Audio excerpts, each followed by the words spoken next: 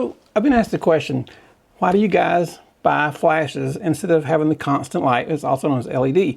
LED lights are basically cheaper, and you get to see what your picture is going to look like before you take it.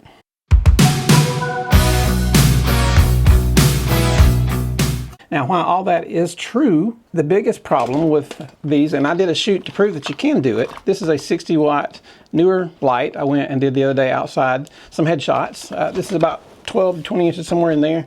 So I had to have it right up by our face, because the problem with LED lights, they won't give you as much light output as a strobe will. A strobe, you can work in the sun with those. As long as you have a big enough strobe or go into high-speed sync on your camera, you can work with a lot of light. LED lights, you're very limited to how much you can use.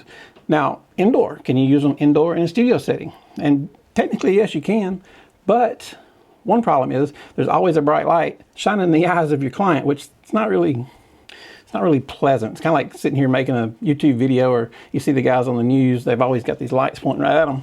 The ones on TV get kind of hot. These little LEDs, they're not too bad. Most of them have fans in them. They're not near as bright as some of the bigger ones you'd see on TV and stuff. But if you're shooting in a studio, technically, yes, you could use LED lights. Now, you're going to have to keep your f-stop way down low, 2.8, somewhere in there, because to get that higher f-stop, you got to have more light. If you're doing one-person headshots, it's not too bad. Like this video, let me go ahead and run this video I shot. This is outside. This is Emily. She's been on our channel before, and her daughter Hallie is the girl you've been seeing on the channel a good bit lately. Both of them are just amazing at pictures, but I did some shots of Emily outside to show that you can technically do headshots with an LED light. So let's roll that. Welcome back, guys. Today, I know a lot of you guys that have subscribed to the channel, especially in the last like 6 weeks, are brand new photographers, and you may be just getting started, or you may not have your own studio lights, or maybe you can't afford your own studio lights yet. So we're going to be using what's called an MS60 by Neewer. It's about $125. You can get a softbox. It's a LED light, so it stays on. It don't flash like a regular flash. And bring it right up to her face. We're going to put it up really close. So the closer you get the light on her, the softer it will be. So you may not be able to do like full-length shots like this, but this will get you through if you want headshot or waist up. This is the way to do it. So let's get started. Emily we have with us today. Emily has been with me since like the 20s, 1820s, not 1920s.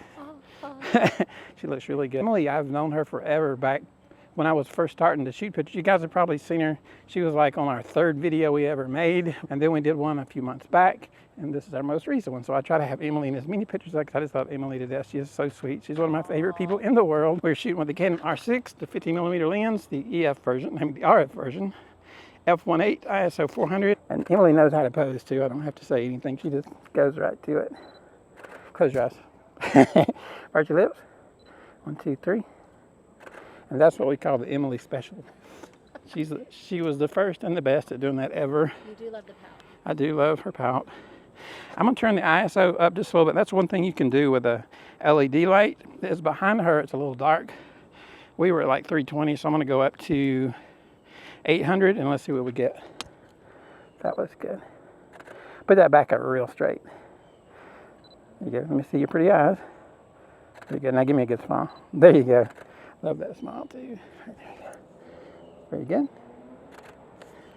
Excellent. I'm going to move this in even a little closer to her. So I'm not sweating enough? It's not hot. It doesn't even put out any heat, Phil. That's just me. Okay. I'm hot enough. Yes, I'm making you sweat. Very good. Emily's got that glare. She can see right through my soul, and you can tell in the camera. There you go, like that. That's awesome. And you can see how that kind of only lights her face. But that's, the softbox is only like 16 inches big. This is just a way to get you through a jam if you don't have studio lights. So right there's perfect. Making it close.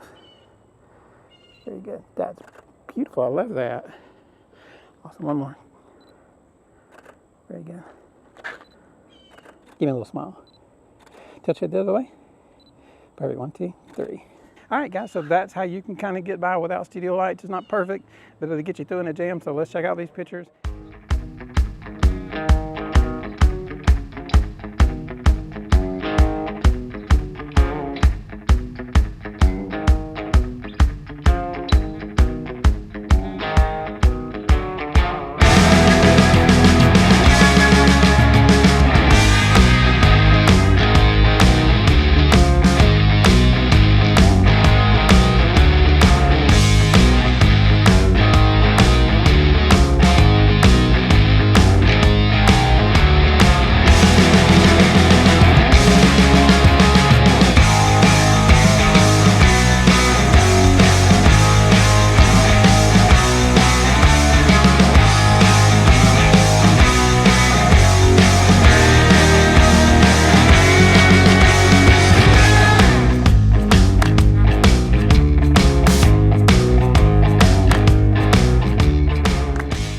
There you go, guys. So that shows it can be done. Is it ideal? No, it's not ideal. If you're just starting as a photographer and you can't afford studio lights, what I would suggest is get flash for the top of your camera.